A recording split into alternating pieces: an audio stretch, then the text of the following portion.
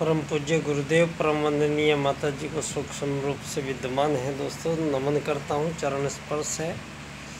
दोस्तों आज पंडित दीनदयाल उपाध्याय जी और परम पूज्य गुरुदेव पंडित श्री राम शर्मा आचार्य जी, ये दो ऐसे महापुरुष की आज हम बात करेंगे जिन्होंने सूक्ष्म को प्रभावित करने की क्षमता पैदा की अपने इसी मानव जीवन में, और युग परिवर्तन का सरंजाम जुटाने का जो पूर्ण कार्यक्रम दिया है परम पूज्य गुरुदेव ने, ये युग निर्माण योजना के रूप में जाना जाता है।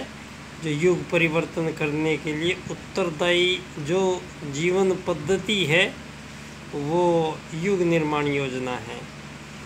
दोस्तों अब मानव धरती पे आया तो एक यात्री बन के है, थोड़े से दिन के लिए मेहमान बन के आता है धरती पे। पहले तो बड़ी मुश्किल से ये मानव जीवन मिलता है, और ये मानव जीवन मिल रहा है हज़ारों सालों से, लेकिन कोई भी मानव अपनी बुद्धि का 6 से 7-8% से ज़्यादा हिस्सा धरती पे चल नहीं पा रहा है। दोस्तों कारण उसका है कि मानव के साथ ये जो एक्सपेरिमेंट्स किए गए हैं उस राजनीति के माध्यम से कि मानव की खुद की पहचान को भुलाने का कार्यक्रम जो है वो ये आपके इस पूंजीवादी लोकतंत्र के कारण ये हुआ है। और आज सारा विश्व उसी युद्ध के मुहाने पे खड़ा हुआ है जहाँ सारी दुनिया एक दूसरे की खून की प्यासी बनी हुई है। दोस्तों तो मेरा विषय है पंडित दीनदयाल उपाध्याय जी का एकात्म मानववाद। और ये एकात्म मानववाद जो दर्शन है, ये दीनदयाल उपाध्याय जी आत्मत सर्वभूतेषु को एकात्म मानववाद के रूप में प्रतिष्ठापित करते हैं राजनीति में।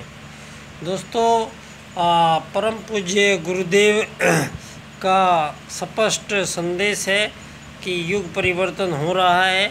युग परिवर्तन में सबसे पहले आदमी की पहचान बदलेगी। मानव शरीर नहीं है, चूँकि दीनदयाल जी कहते हैं एक आत्मा है, तो दीनदयाल जी का एकात्म मानववाद का राजनीतिक दर्शन सारे संसार की राजनीति पर लागू करना पड़ेगा दुनिया में। दोस्तों और कोई उपाय चारा है नहीं मानव के पास।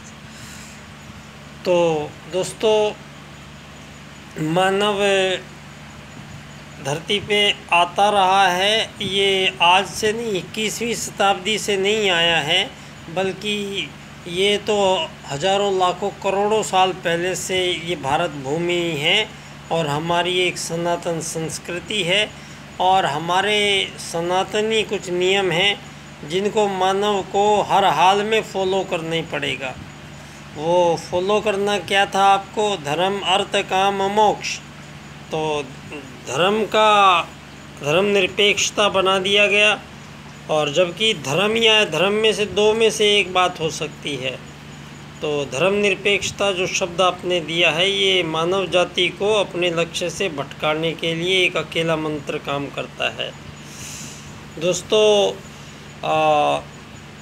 यहाँ जीवन और मौत के बीच में उलझा हुआ ये मानव शरीर और इसके अंदर बैठी हुई वो देव आत्मा, चेतन आत्मा, और हमारा ये समय खर्च हो रहा है, पल पल बीता जा रहा है, और हमें इस जीवन में मोक्ष प्राप्त करना है।